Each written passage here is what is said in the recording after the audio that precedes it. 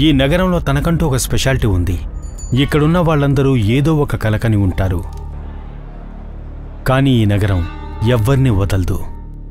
ఇక్కడ ఏదీ ఫ్రీ లేదు. బట్టలు, సంబంధాలు, దేహం, ఇంకా అన్నీ ఎంతో ఖరీదైనవి. కానీ మరణం అన్నిటికంటే చులకన.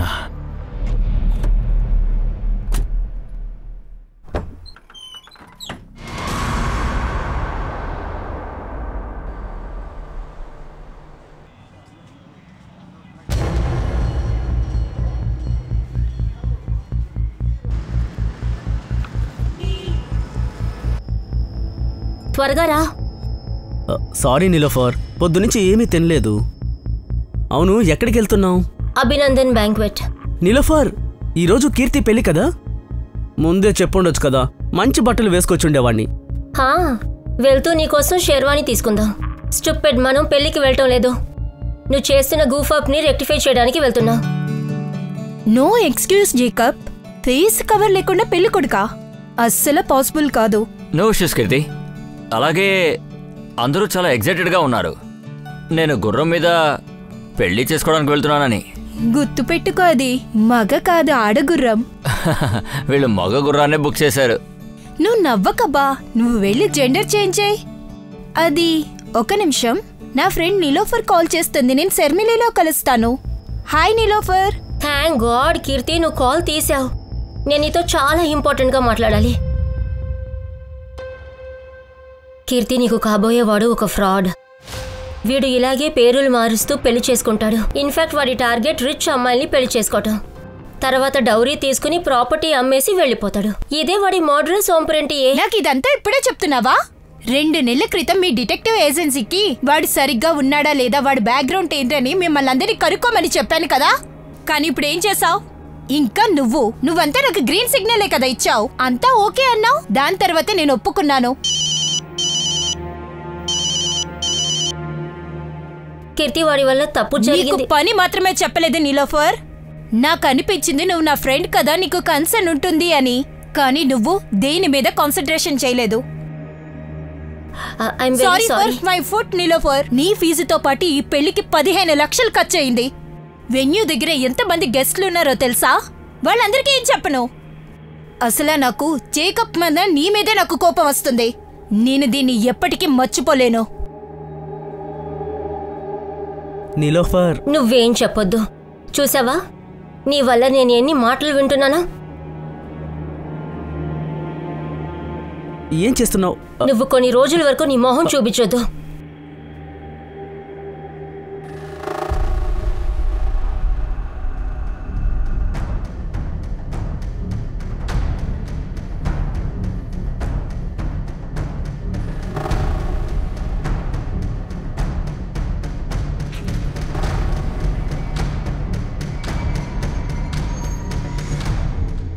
హాయ్ నిలోఫర్, నువ్వు డిటెక్టివ్గా ఒక విక్టిమ్ వెనుక పడ్డావు, కానీ ఒకటి తెలుసుకోలేకపోయావు. నేను నిన్ను ఫాలో చేస్తున్నానన్న విషయం. నువ్వు చాలా స్మార్ట్ అనుకోకు. నువ్వు నన్ను ఫాలో అవటం నేను చూశాను. అదేంటంటే నీతో మాట్లాడాలనుకోవట్లేదు. కానీ నాకు మాత్రం మాట్లాడాలనుంది. నా మనసు ఇప్పటికీ నీ ప్రేమని చవిచూడడం కోసం ఎదురు చూస్తూ ఉంది. ఈ పిచ్చి మాటలని వేరే వాళ్ళతో పెట్టుకో. ఓకే ఓకే, ఒప్పుకుంటాను. నీకు ఇష్టం లేదని నాకు తెలుసు, కానీ నాకు నువ్వంటే చచ్చేంత ఇష్టం, చాలా ఇష్టం. అందుకే నేను చెప్పేది ఏంటంటే, ప్రపంచంలో ఉన్న జనం అందరూ మనల్ని భగ్న ప్రేమికులు అనుకోకూడదు.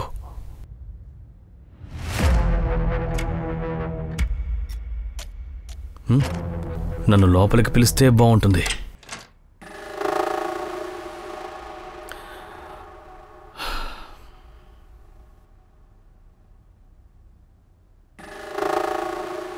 చెప్పు, ఎందుకు ఇలా డిస్టర్బ్ చేస్తున్నావు? నువ్వు నన్ను డిస్టర్బ్ చేస్తున్నావు. ప్రేమించడం తప్ప? ముట్టుకోకుండా మాట్లాడలేవా నువ్వు? ఇక ఈ ఇన్నోసెంట్ ఫేస్ని తీసేసి ఇక్కడి నుంచి బయలుదేరు. నువ్వు ఏ ఉద్దేశంతో వచ్చావో అస్సలు ఆ విషయం జరగదు.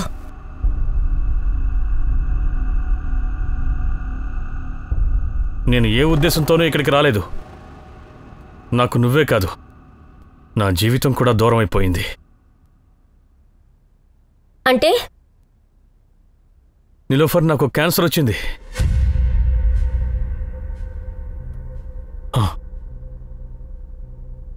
నేను చెప్పేది నిజం. నేను ఇంకా ఎంతో కాలం బతకను. చనిపోయే ముందు మన ఇద్దరి మధ్య ఉన్న మిస్అండర్స్టాండింగ్ని సరిచేసుకోవాలనుకుంటున్నాను. ఒకవేళ నువ్వు ఒప్పుకుంటే బతికున్నంతకాలం నేను నీతో. నాతో ఉండడానికి నువ్వు రీజన్స్ వెతకొద్దు. నమ్మడానికి అర్హుడివి కాదు. నాకు నీ నుండి ఏమీ అవసరం లేదు. నేను నీకు ఏమీ కానంటావా?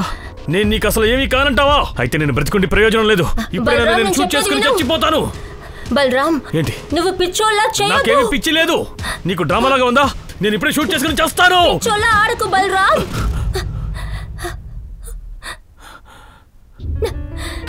నాకు తెలిసిన లోఫర్, నువ్వు నన్ను love చేస్తున్నావని.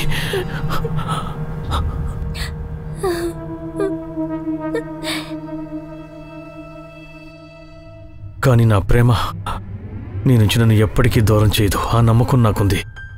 I know you love me. I still hate you. నిజంగానా?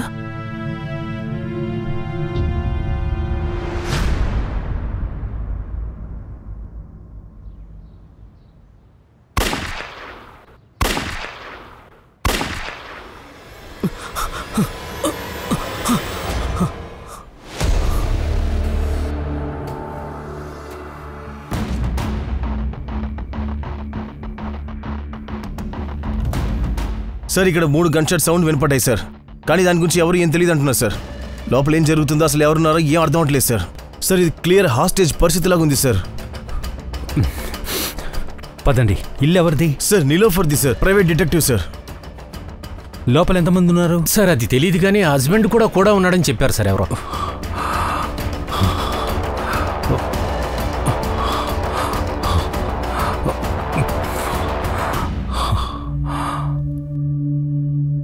బుల్లెట్ ప్రూఫ్ జాకెట్ ఎక్కడా? తెప్పించాను, కానీ యూజ్ ఉందా లేదో తెలియదు సార్. మన దగ్గర ఎంత టైం లేదు. Door lock పగలగొట్టాలి.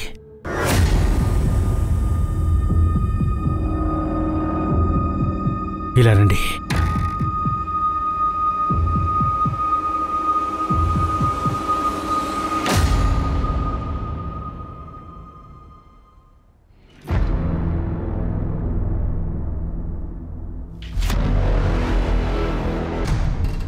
ఎక్స్క్యూజ్ మీ, వీళ్ళకి తెలిసిన వాళ్ళ చుట్టుపక్కల లేదా వాళ్ళ ఫ్రెండ్స్ ఎవరైనా తెలుసా మీకు? ఏమో నాకు తెలియదు సార్. ఏదో ఒకటి తెలిసి ఉండాలి కదా. నాకు తెలీదు.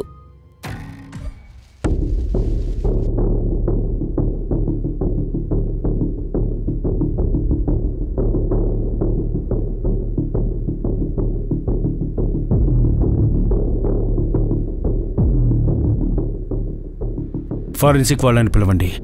రిపోర్ట్స్ త్వరగా కావాలని చెప్పండి. ఓకేనా సార్? ఇంకా ఈ డెడ్ బాడీస్ని పోస్ట్ మార్టంకి పంపించండి. సరే సార్.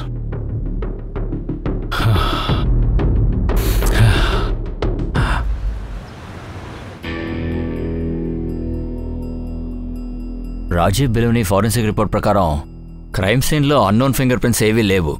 కానీ ట్రిగర్లో ఉన్న ఫింగర్ ప్రింట్ బలరామ్ది. అంటే బలరామే నిరోఫర్ని షూట్ చేశాడు, ఇంకా దెన్ షాట్ హిమ్సెల్ఫ్. ఏం ఆలోచిస్తున్నావు? సార్, అలానే ఉంటే బలరాం చనిపోయే ముందు నా వైఫ్ని కాపాడలేకపోయానని ఎందుకంటాడు చెప్పండి? చనిపోయేవాడు అబద్ధం చెప్పడని నేను అనుకుంటున్నాను. ఇదిగో ఇక్కడే ప్రూఫ్స్ ఉన్నాయి. హస్బెండ్ వైఫ్ మధ్య ఏదో జరిగింది. హస్బెండ్ వైఫ్ని చంపాడు. వైఫ్ని చంపానో గిల్టో భయంతోనో అతను షూట్ చేసుకుని చనిపోయాడు. యాక్చువల్గా ఇది open and shut case. Murder weapon వచ్చి ఒక పిస్టల్. అది ఎక్కడి నుంచి వచ్చిందో మనం తెలుసుకోవాలి కదా. రాజీవ్ చంపాలనుకున్నవాడు ఏమైనా చేస్తాడు. పాయింట్ని అండర్ కన్సిడరేషన్ చేసి కేస్ని క్లోజ్ చేయండి. చూడు, ఇకపై ఎనర్జీ వేస్ట్ చేయకు. ఒక పని చేయి, పోస్ట్మార్టం అయిన తర్వాత వాళ్ళకి సంబంధించిన వాళ్ళని వెతికి వాళ్ళకి హ్యాండ్ అవుట్ చేయి. And that will be all.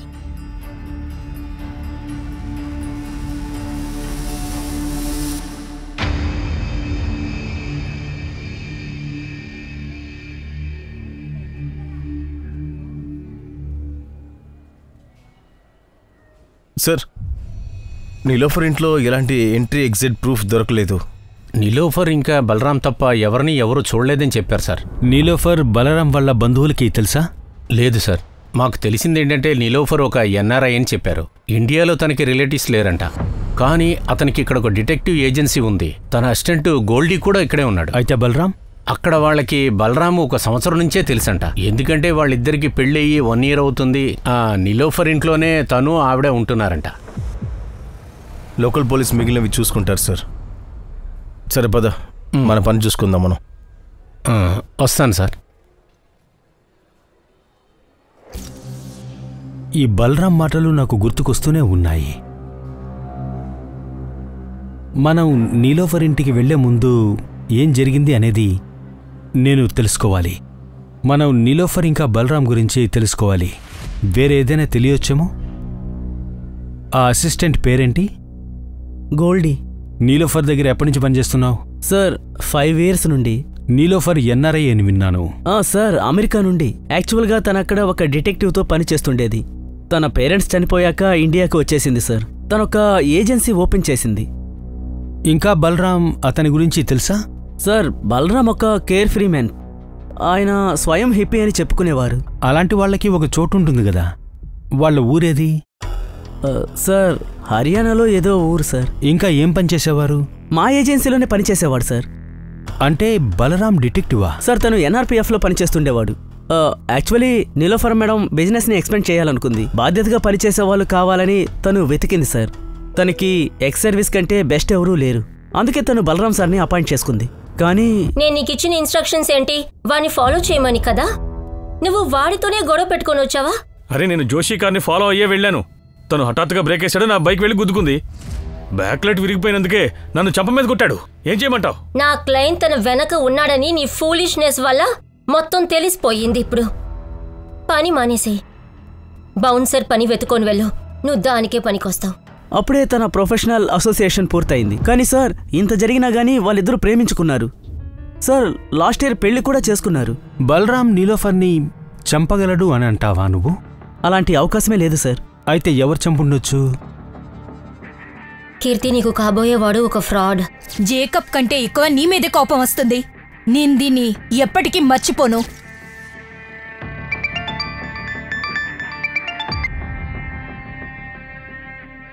Hello, నువ్వు బాగా ఎంజాయ్ చేస్తున్నావు అనుకుంటా. ఒరే నువ్వా? దమ్ముంటే నా ముందుకొచ్చి మాట్లాడు. వేరే నెంబర్స్ నుంచి కాల్ చేయకు. అరే ఖచ్చితంగా కలుద్దాం. నేను కూడా మూమెంట్స్ని మర్చిపోలేకపోతున్నాను. మనం పెళ్లి కన్నా ముందే కలిసాం కదా, మస్తు రోజులు. నీకు తెలుసు కదా, నేను అదంతా రికార్డ్ చేసి పెట్టుకున్నా.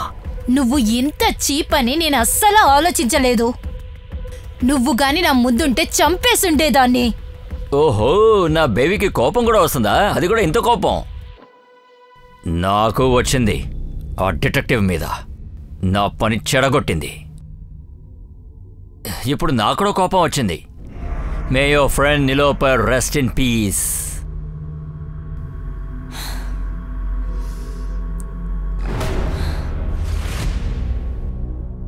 ఏమైంది డాక్టర్, అర్జెంట్ అని చెప్పారు? అవును, ఈ మార్క్ చూడండి. నీలోఫర్ బ్లడ్లో డ్రగ్ కలిసి ఉంది. నీలోఫర్ అన్కాన్షియస్గా ఉండటంతో వాళ్ళు చాలా ఈజీగా తన్ని రేప్ చేసున్నారు. ఈ రేపిస్ట్ డిఎన్ఏ బలరాం డిఎన్ఏతో మ్యాచ్ అవుతుందా? నీలోఫర్ బాడీ మీద రేపిస్ట్ డిఎన్ఏసే లేదు. మేబీ ఆ రేపిస్ట్ కాండమ్ యూజ్ చేసి ఉండొచ్చు. సార్ నీలోఫర్ ఇంట్లో డ్రగ్స్ దొరకలేదు, సిరంజి దొరకలేదు. మరి బలరామే అంతా చేసుంటాడా? ఈ కేసులో మనకు తెలిసిన కొత్త డెవలప్మెంట్ ఏంటంటే బలరాం తన భార్యకు డ్రగ్ ఇచ్చి అన్కాన్షియస్ చేశాడు. సరే, వేరే ఎవరో నీలోఫర్ని రేప్ చేశారని మనం కన్సిడర్ చేద్దాం, ఓకే? ఎందుకంటే బలరామే ఈ పని చేశాడని మాకు కన్ఫర్మేషన్ లేదు. బలరామే నీలోఫర్ని చంపాడనడానికి కూడా ఆధారాలు లేనేలేవు. చనిపోయే ముందు తన భార్యను కాపాడలేకపోయాను అని చెప్పుకునే ఒక వ్యక్తి తన భార్యను ఎందుకు చంపుతాడు? ఒక పాయింట్లో వాళ్ళిద్దరు తప్ప వాళ్ళింట్లో ఇంకెవరో ఉన్నారని మనం అనుకుందాం. అయితే ఆ బలరాం ఆ మూడో వ్యక్తి గురించి మనకి ఏమీ చెప్పకుండా ఎలా సూసైడ్ చేసుకున్నాడు చెప్పు? కిల్లర్ యాంగిల్లో ఆలోచిస్తే కూడా నీలోఫర్ని వాడు రేప్ చేసి మర్డర్ చేసినా కూడా ఐ విట్నెస్ బలరాంని ఎందుకు వదిలేశాడు? అందుకే నేను బలరాంని రూల్ అవుట్ చేయట్లేదు. బలరాం తప్ప వేరే క్రిమినల్స్ ఉండే ఛాన్సెస్ కూడా చాలా ఉన్నాయి కదా అంటున్నాను. You're right Rajat. మనం ఈ కేసుని ఇన్వెస్టిగేట్ చేయాలి. You have a free hold, go head. ఈ కాయిన్ని మనం ఇలా చూస్తే మనకు ఒకవైపే కనిపిస్తుంది, కానీ ఈ కేసులో కాయిన్ తనకు రెండో వైపు ఉందని చెప్తోంది. అంటే ఏంటి సార్? అంటే రస్తోగి గారు, బలరాం ఇంకా నీలోఫర్ పర్సనల్ లైఫ్ని మనం చెక్ చేయాలి. చూద్దాం ఈ కేసుకి కళాకారుడు బలరామా లేదా వేరే ఎవరైనా ఉన్నారా, వాళ్ళ గురించి మనం తెలుసుకోవాల్సింది. జీవితం అనే ఒక పెద్ద ప్రయాణం. ప్రతి మనిషికి ఒక పుస్తకం రాస్తుంది.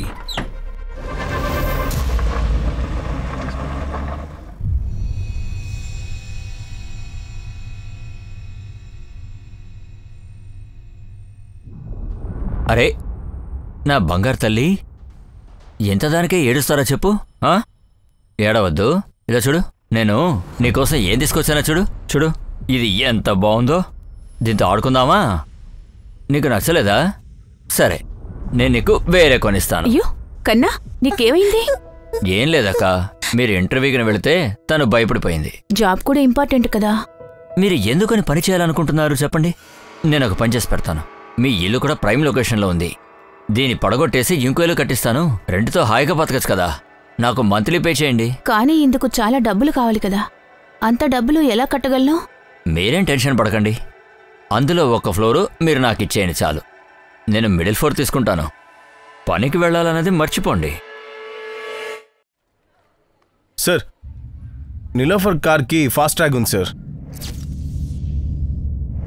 నేను దాన్ని ట్రాన్సాక్షన్ లిస్ట్ తీపించాను. ఒక విషయం తెలిసింది.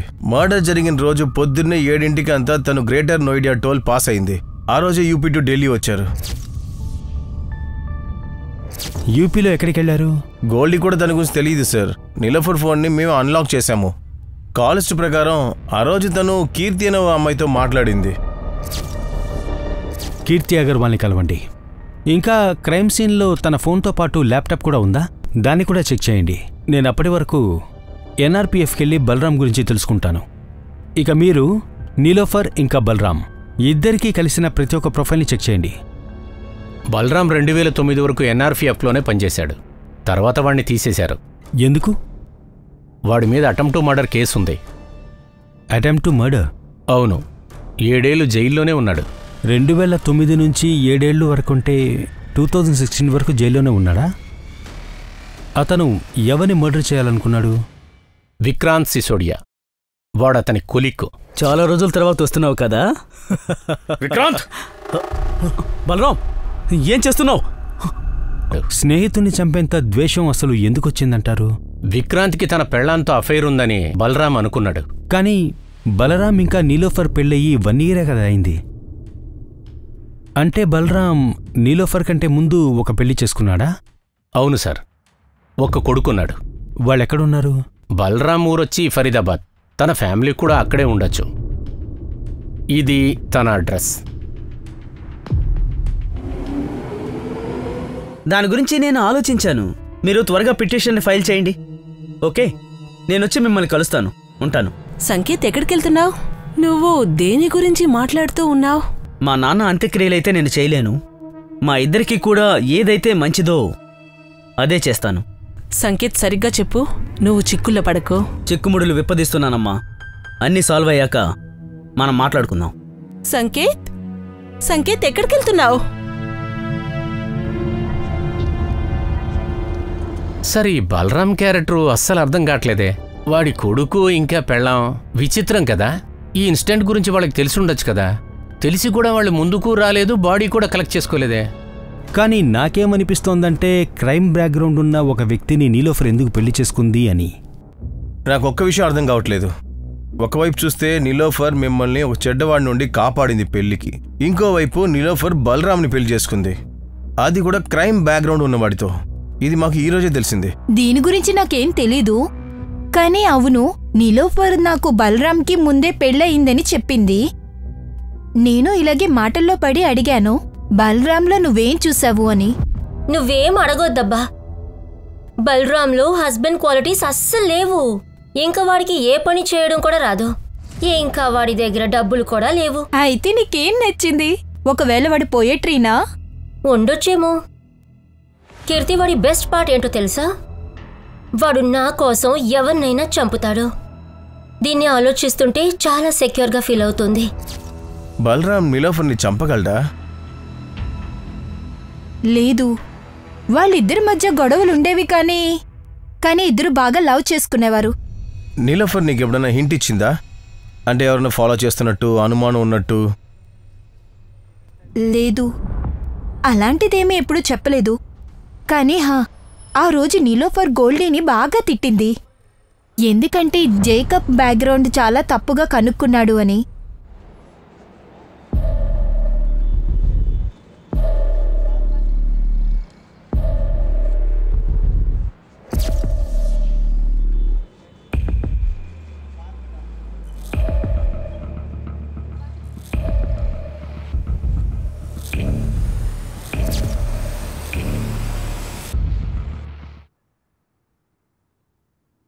ఇలా చూడండి, నేను ఈ పిటిషన్ మాత్రం ఫైల్ చేశాను. అదేంటంటే బలరాం సైని డిఎన్ఏతో నీ డిఎన్ఏని మ్యాచ్ చేయడానికి అవకాశం ఇవ్వమని. కానీ నువ్వు అలా ఎందుకు చేయాలనుకుంటున్నావు? ఎందుకంటే మా అమ్మ ఒక మోసం చేసింది అనుకున్నాడు. అసలు నేను తన కొడుకుని కాదనుకున్నాడు. కానీ నువ్వు ఇలా చేయడం వల్ల నీకు నువ్వే గొయ్యి తవ్వుకుంటున్నావు. నా అభిప్రాయం ఏంటంటే తెలిసి తెలిసి నువ్వు పోలీసుల దృష్టిలో సస్పెక్ట్గా మారబోతున్నావు. ఇదేమీ నేను పెద్ద క్రైమ్ చేసినట్టు కాదు కదా సార్. అయినా ఈ డిఎన్ఏ టెస్ట్ చేయించడం నాకు లాస్ట్ ఆప్షన్. నా పేరెంట్స్ ఎవరూ సరిగ్గా లేరు సార్. అది ప్రపంచానికి తెలియాలనే ఇలా చేస్తున్నాను.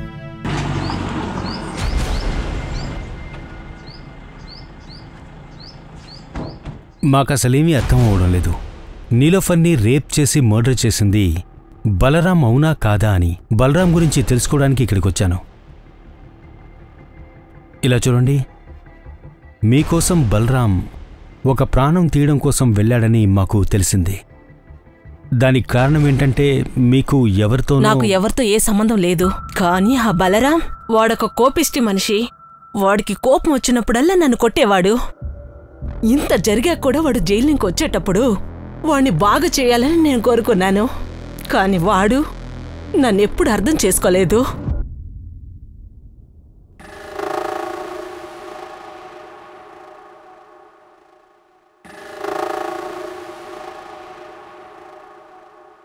చూడండి, మనం అంతా మర్చిపోయి మనం కొత్త జీవితం మొదలు పెడదాం. కొత్త జీవితమా? కొత్త రకంగానా? విక్రాంత్ తర్వాత నీకు వేరేవాడు ఎవడైనా దొరికాడా? చెప్పు, వేరేవాడు దొరికాడా? జైలుకి వెళ్ళొచ్చినా కూడా నీ బుద్ధి మారలేదు కదా.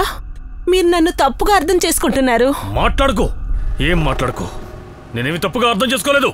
గుర్తు చేసుకో, మాకు బిడ్డలు కావాలి, బిడ్డలు కావాలి, మాకు బిడ్డలనివ్వు అని దేవుని ప్రార్థించాం కదా. అప్పుడు హఠాత్తుగా నువ్వు నాతో చెప్పావు నేను ప్రెగ్నెంట్ అయ్యాను అని. అలాగే ఆ రోజు ఆ బిడ్డ నీ బిడ్డే అని నువ్వు చెప్పినప్పుడు నేను నమ్మేశాను. ఇప్పుడు నా కళ్ళు తెరుచుకున్నాయి. వాడు ఆ సంకేత్, వాడి రక్తమే కదా ఆ విక్రాంత్ గారి రక్తం. వాడి వల్ల నా కొడుకు ముందు నేను తలదించాల్సి వచ్చింది. ఒక్కసారికి వాళ్ళకిద్దరికి వచ్చిన అనుమానం దూరం అవ్వలేదు. మీరు నీలోఫర్ని ఎప్పుడన్నా కలిశారా?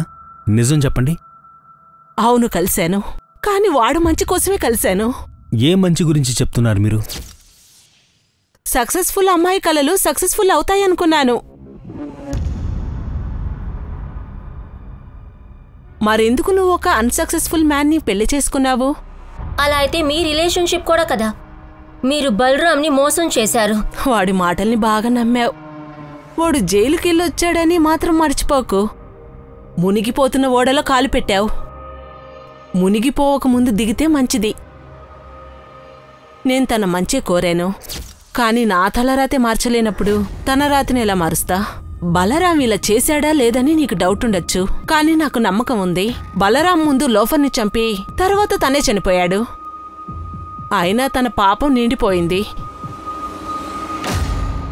ఎలా ఉంది కనక్? బాగుంది కదా? సరే, ఇప్పుడు నువ్వు వెళ్ళి దీన్ని వేసుకునిరా. వెళ్ళు.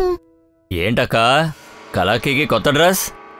ఢిల్లీలో ఇచ్చిన ఇంటర్వ్యూ పాస్ అయిపోయారు అనుకుంటాను. ఆ జబ్బైతే పోయింది, కానీ కోడియాగంజ్లో ఒక జాబ్ అయితే దొరికింది. కనెక్ట్తో పాటు అక్కడ షిఫ్ట్ అవుదాం అనుకుంటున్నాను. షిఫ్ట్ అవుతారా? మరైతే ఈ ఇల్లు ఏం చేస్తారు? నీకు కావాలంటే నేను అమ్మి పెడతాను. ఎప్పుడు అభయ్ మీద ఎందుకు చెప్తావు? అంటే మీరు కొడియాగంజ్కి వెళ్ళిపోతారు కదా, ఇంటిని ఎవరైనా కొట్టేయాలని చూస్తే? కమలేష్, అసలు ఈ బలరాం క్యారెక్టర్ ఏంటంటావు? మనం అతన్ని సస్పెక్ట్ అనుకోవాలా లేక విక్టిమ్ అనుకోవాలా? అర్థం కావట్లా. సరే, మూడో వ్యక్తి గురించి ఏమైనా తెలిసిందా? సార్, అది నీలోఫర్ ల్యాప్టాప్ ఆన్ చేశాను. ఇందులో కొన్ని జేకబ్ ఫొటోస్ ఉన్నాయి. వాడొక పెద్ద క్రిమినల్ సార్. వేరే స్టేట్లో మోస్ట్ వాంటెడ్. వీడి మీద అటెంప్ట్ టు మర్డర్ ఇంకా ఫ్రాడ్ ఛార్జెస్ ఉన్నాయి.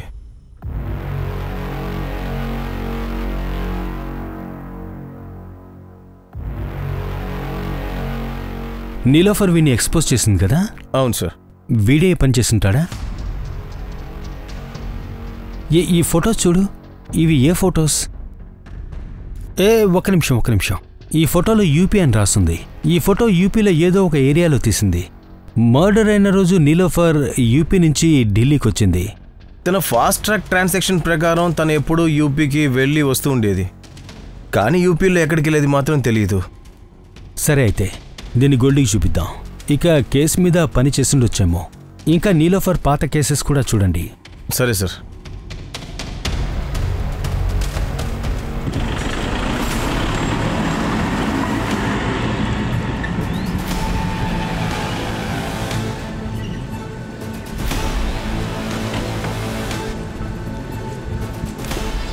నువ్వు అక్కడ తెలివేనా పడవా? వదిలో. ఒరే మిశ్రా, ముందు డాడీ వచ్చి నీది పట్టుకొని కాలర్. రేయ్, ఆ మిశ్రాకి మీ నాన్న వయసు ఉంటుందిరా, ఎందుకు ఆయనతో అలా ఆడుకుంటున్నావు? మీరందరూ తప్పు చేస్తున్నారు. నిన్ను నీ కొడుకును కిడ్నాపింగ్ కేసులో లోపల పడేస్తాను. కిడ్నాప్ మాత్రమేనా? ఇక్కడ నీ మర్డర్ కూడా జరిగిపోవచ్చు. నువ్వు చావకూడదనుకుంటే ఒక్క విషయం చెప్పు. ఈసారి రోడ్ కాంట్రాక్ట్ టెండర్ నీకు ఎలా వచ్చింది? మా టెండర్లో మేమిచ్చిన కొటేషన్ కంటే సరిగ్గా ₹1 తక్కువ నువ్వు టెండర్ వేశావు. మా టెండర్ కొటేషన్ గురించి నీకు చెప్పింది ఎవరు? అది కోఇన్సిడెన్స్. అదే, అంతే. కోఇన్సిడెన్సా ఇంకేమైనానో? నేను చెప్పేది జాగ్రత్తగా విను. నువ్వు అథారిటీస్ దగ్గరికి వెళ్ళి వాళ్లతో ఈసారి టెండర్ నాకు వద్దు అని చెప్పాలి. అప్పుడు టెండర్ తానుగా మాకే వస్తుంది. నువ్వు నన్ను బెదిరిస్తున్నావా? బెదిరింపు కాదు, చెప్పాను అంతే. కొడియాగంజ్లో అందరికన్నా పెద్ద చేప విజేంద్ర అవస్థి.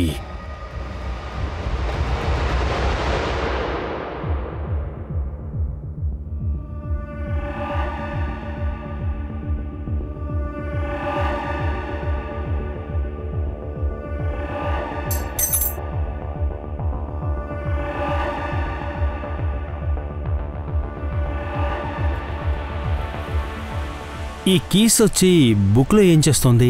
సార్, అది నీలోఫర్ మేడం ఇంటికి సార్.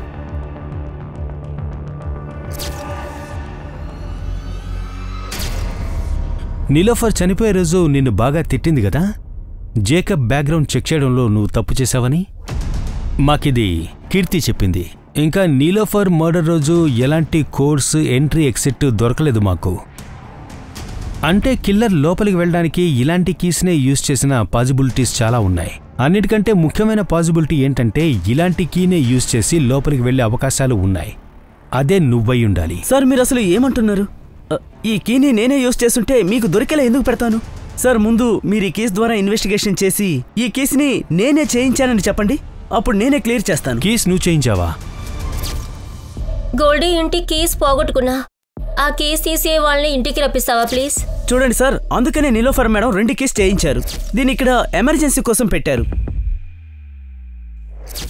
ఇంకా సార్, కీర్తి మేడం విషయానికి వస్తే నేను ఆల్రెడీ నీలోఫర్ మేడంకి సారీ చెప్పేశాను సార్. అయినా దీనికోసం నేనెందుకు మర్డర్ చేస్తాను? సరే, అయితే చెప్పు. నీలోఫర్ అప్పుడప్పుడు ఉత్తరప్రదేశ్కి వెళ్ళేదని మాకు తెలిసొచ్చింది. అక్కడ ఏదైనా కేసు మీద పనిచేసిందా? సార్, ఒక్క నిమిషం.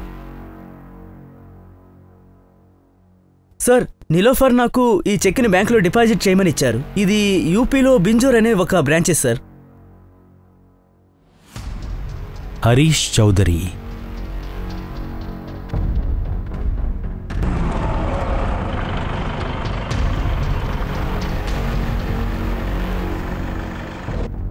సార్, నిలోఫర్ గారికి ఆ చెక్ని అడ్వాన్స్గా ఇచ్చాను సార్. దేనికోసమని అడ్వాన్స్? నా కజిన్ సిస్టర్ సర్గున్ 2 months నుంచి మిస్సింగ్ సార్. తన్ని వెతకడానికే నీలోఫర్ని నేను హైర్ చేశాను. నేను బిజినెస్ స్టేషన్లో మిస్సింగ్ ఫైల్ని కేసు చేశాను, కానీ వాళ్ళు అసలు అక్కడ ఏమీ చేయట్లేదు. హరీష్, మీరు టెన్షన్ తీసుకోకండి.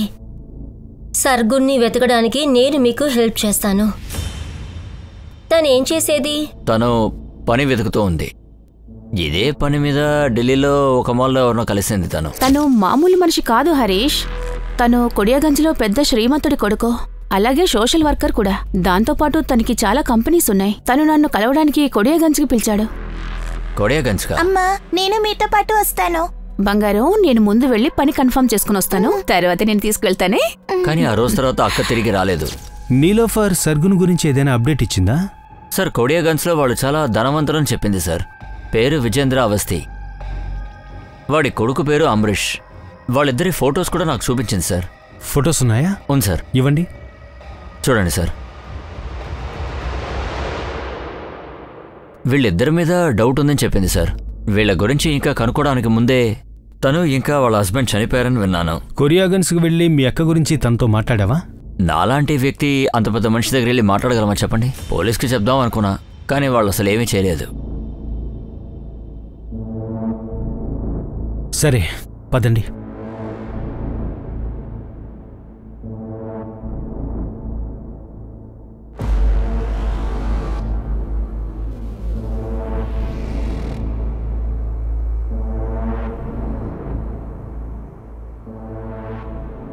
ఏ డిటెక్టివ్ ఇన్స్పెక్టర్? మాకు డిటెక్టివ్లు ఎవరూ తెలీదు. డిటెక్టివ్ నీలోఫర్ 16న తన్ని ఢిల్లీలో రేప్ చేసి మర్డర్ చేశారు. తన సర్గుణ్ణి వెతికితే తను ఇక్కడికి వచ్చింది, మిమ్మల్ని కలిసింది అనుకున్నాను. అరే, నేను మీకు చెప్పాను కదా నాకు డిటెక్టివ్లు ఎవరో తెలీదు అని. మరి సర్గుణ్ మీ కొడుక్కి తన గురించి తెలుసేమో, ఎందుకంటే మీ అబ్బాయే తనకు జాబ్ ఇప్పిస్తానని ఇక్కడికి పిలిపించాడు. మీ దగ్గర ఏమైనా ప్రూఫ్స్ ఉన్నాయా? నా కొడుకు తనని ఇక్కడికి రమ్మన్నట్టు, జాబ్ ఇప్పిస్తానని ప్రామిస్ చేసినట్టు. 2 నెలలుగా వాడు దుబాయ్లోనే ఉంటున్నాడు. ఎవరో కావాలనే మీకు కథలు చెప్తున్నారు నా పరువు తీయడానికి. ఇలా చూడండి, నేను చెప్పాను. చాలు, ఇక ఆపండి. మీరు ఇక్కడి నుంచి వెళ్ళిపోవచ్చు. వాడు నిజంగా దుబాయ్కి వెళ్ళాడా లేదా అని కనిపెట్టండి. సరే సార్. ఈ కేసు కాంప్లికేటెడ్గా ఉందే. నేను ఇంకా బలరామ్కే క్లియర్ చెక్ ఇవ్వలేదు. ఇంకా వేరే వేరే మనుషులు ఎంట్రీ అవుతున్నందుకు అందరితోనూ వర్కౌట్ చేయాల్సి వస్తుంది. జేకబ్, ప్రజ్న, తర్వాత ఈ విజేంద్ర అవస్థి తండ్రి కొడుకులు. తెలియట్లేదు ఇంకా ఎంతమందిని వర్కౌట్ చేయాలో ఏంటో.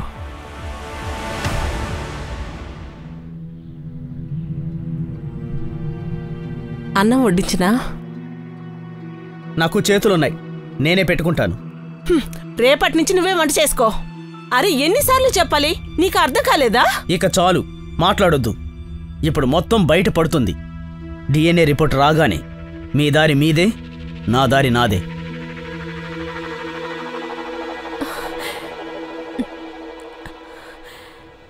సార్, వాళ్ళిద్దరూ ఎస్పీకి ఫ్రెండ్స్ అంట సార్. ఆ సర్గున్ కేసుని ఫైల్ చేసింది కూడా వాళ్ళే సార్. తన కొడుకు అమరీష్ అవస్థే. సర్గున్ మిస్ అయిన ఆ టైంలోనే తన కొడుకు దుబాయ్కి వెళ్ళాడు. అయితే సర్గున్ని మిస్ చేసింది వీళ్ళిద్దరా? అందుకే వాళ్ళని నీలోఫర్ ఇన్వెస్టిగేట్ చేసింది. తనకు కూడా ఇలాగే అయ్యుండొచ్చేమో.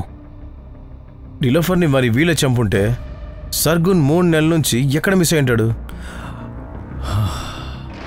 తను మిస్ అయిందో లేదో తనకు. సరే, సర్గున్ మిస్ అయిన రోజు దొరికిన అన్ని ఐడెంటిఫైడ్ బాడీస్ని పూర్తిగా ఆరా తీయండి.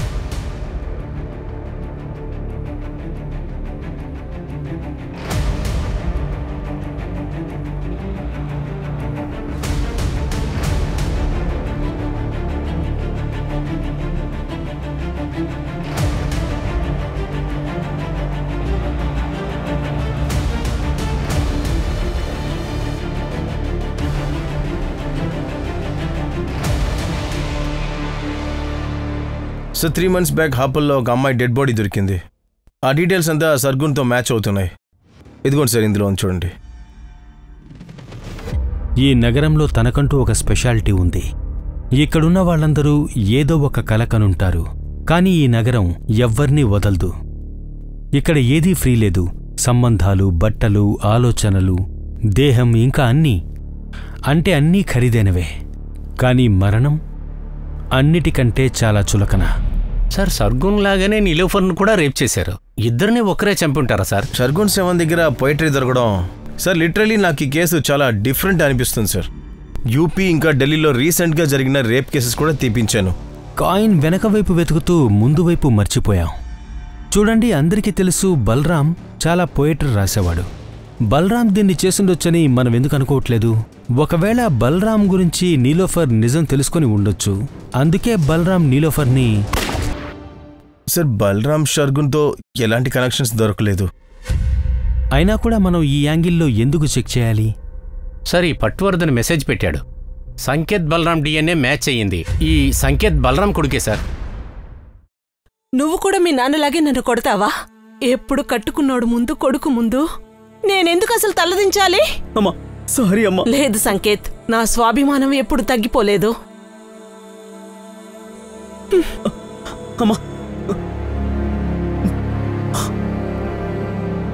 సార్, నేను రేప్ కేసుని చూస్తున్నప్పుడు పోయిటరీకి సంబంధించి ఇంకో కేసు దొరికింది.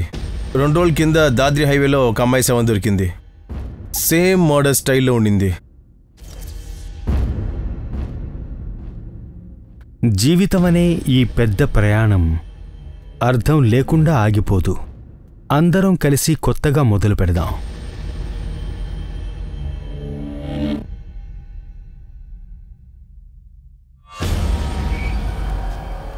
మనం సీరియల్ కిల్లర్తో డీల్ చేస్తున్నామా? కానీ సార్, నిలోఫర్ కేసు వీటన్నిటికంటే డిఫరెంట్గా ఉంది.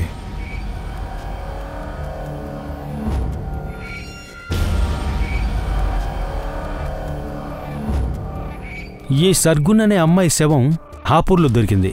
ఇక ఈ అమ్మాయి శవం మనకు దాద్రిలో దొరికింది. దాద్రి ఇంకా హాపూర్ రెండిటికి డిస్టెన్స్ 50 కిలోమీటర్ ఉంది. ఇంకా నీలోఫర్ ఎప్పుడు గ్రేటర్ నోయిడాని పాస్ అయ్యేది. ఇక ఈ రూట్ వచ్చి హాపూర్ నుంచి ఈ ఏరియాలో కలుస్తోంది. జరిగిన క్రైమ్స్ అన్నీ ఈ ఏరియాలోనే జరిగాయి. ఆ క్రిమినల్ ఈ ఏరియా వాడే అయిండొచ్చు. ఇంకా నీలోఫర్ ఇన్వెస్టిగేషన్ కూడా ఈ ఏరియాలోనే ఉంది. సార్, ఈ దాత్రి పోలీస్ దగ్గర ఈ కేసు లీడ్ ఉంది సార్. క్రైమ్ సీన్ దగ్గర అనుమానాస్పదంగా ఉన్న క్యాబ్ని చూశారంట.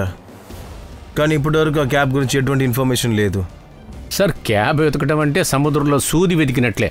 కానీ అది తప్ప మనకు ఆప్షన్ లేదు. ఓకే, ఒక పని చేయండి. ఆ ఏరియా లోకల్ ఇంకా అవుట్ సైడ్ క్యాబ్ ప్రొవైడర్ని చెక్ చేయండి. ప్రైవేట్ క్యాబ్ హోల్డర్స్, వాళ్ళ డ్రైవర్స్, కస్టమర్స్ అందరినీ చెక్ చేయండి. ఓకేనా? సరే, ఈ కిల్లర్ కవితలు రాస్తాడు. వాడి ట్రైల్స్ అంతా మనం రికార్డ్ చేయాలి.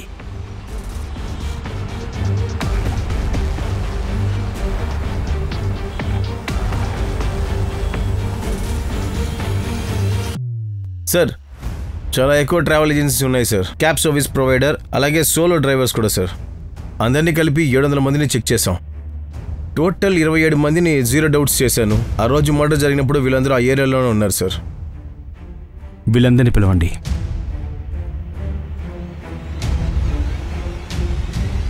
సిక్స్టీన్ స్పార్క్కి నువ్వు ఆఫర్లో ఉన్నావా? అవును సార్. ఈ అమ్మాయి నీ క్యాబ్ ఎక్కిందా? సార్, నా క్యాబ్లో చాలామంది వస్తూ ఉంటారు. అందరి మొహాలు ఎలా గుర్తుంటాయి చెప్పండి. దాద్రూలో నువ్వు రాత్రి ఎక్కడున్నావు? సార్ నేను ఎప్పుడూ దాద్రూలో టాయ్ ఫ్యాక్టరీకి వెళుతూ ఉంటాను సార్. ఎందుకు? నీ క్యాబ్కి రోజు అదే ప్యాసింజర్ ఉంటారా? ప్యాసింజర్? సార్ క్యాబ్ నాది కాదు, నేను క్యాబ్ హైర్ చేస్తుంటాను. సరే, అయితే బాగా పోయిటరీ రాసే క్యాబ్ డ్రైవర్ నీకేమైనా తెలుసా? సార్ అటువంటి వాళ్ళెవరూ నాకు గుర్తు రావట్లేదే. ఓకే, నువ్వు వెళ్ళు. సార్ ఒక విషయం, నాకు ఒక క్యాబ్ డ్రైవర్ గుర్తొస్తున్నాడు. ఎందుకంటే వాడి మ్యూజిక్ సిస్టంలో గజల్స్ నేను విన్నాను. గజల్సా? వాడు దాన్ని ఇంగ్లీష్లో చెప్పడానికి ట్రై చేశాడు, అందుకే నాకు గుర్తున్నాడు. సార్ ఇంకా వాడు MBA చేశానని చెప్పాడు. సార్ ఇందులో ఉన్నాడేమో చూడండి. వీళ్లలోనే ఎవరో ఒకరు ఉంటారు. సార్ వీడేవాడు. వీడా? అవును సార్, ఇతనే. చమన్ లాల్. సార్ నేను వీడిని 2 గంటల ముందు కలిశాను సార్.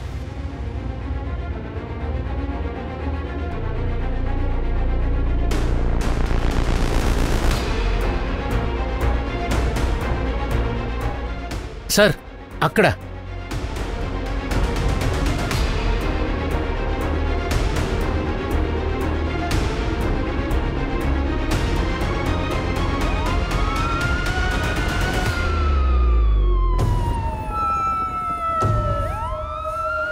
హలో, ఆపర్ రోడ్కి వెంటనే బ్యాకప్ పంపండి.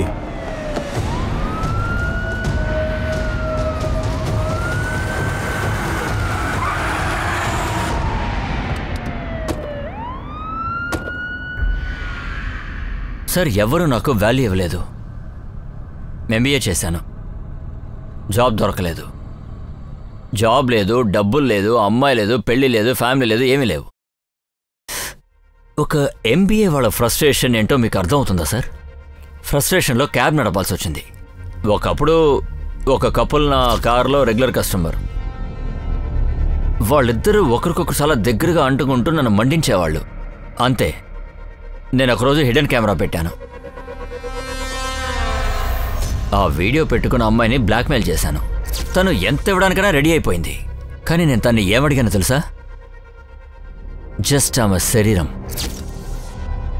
అప్పటి నుంచి నేను అమ్మాయిలకి అడిక్ట్ అయిపోయాను. సర్గున్కి ఏం చెప్పావు నువ్వు విజేంద్ర అవస్థి కొడుకువనా? సార్, వాళ్ళు మా ఊళ్ళో ల్యాండ్ లార్డ్ సార్. సర్గున్తో మామూలుగా ఫ్రెండ్షిప్ అయింది. తన్ని ఇంప్రెస్ చేయడానికి అలా చెప్పానంతే. జాబ్ అని ప్రామిస్ చేసి మరుసటి రోజు తనతో. తర్వాత నాకు తెలిసి వచ్చింది ఆ నిలోఫర్ సర్గున్స్ని వెతుక్కుంటూ కోడియాగంజ్కి వచ్చేసింది. ఎక్స్క్యూజ్ మీ, చెప్పండి. మీకు విజేంద్ర అవస్థి గారి ఇల్లు తెలుసా? ఇక్కడే దగ్గరే. రండి, నేను తీసుకెళ్తాను. పదండి. అది సరే కానీ మీకు విజేంద్ర అవస్థి గారితో పనే ఉంది? విజేంద్ర వాళ్ళ కొడుకు నా ఫ్రెండ్కి ఫ్రెండ్. నాకు కాస్త పనుంది. ఆ నిలోఫర్ని చూడగానే నాకు లోపల నుంచి ఏదోలా ఫీల్ అయింది. తన్ని ఫాలో అయ్యాను. తను ఫాలో అయిన తర్వాత తెలిసింది తను ఒక డిటెక్టివ్ అని. అంతే సార్, నాకు ఇంకా కావాలనిపించింది. అంటే నాకు ఈసారి ఒక మంచి హంట్ దొరికింది. ఒకరోజు తను ఒక కెఫేలో తన టేబుల్ మీద కీ మర్చిపోయింది. నేను అది తీసుకున్నాను. తను ఒకతే ఉండేది. అయితే నేను తనని తన ఇంట్లోనే హంటింగ్ చేద్దాం అనుకున్నాను. తను లేనప్పుడు తన ఇంటికి వెళ్ళాను. కానీ తను తన హస్బెండ్తో వచ్చింది.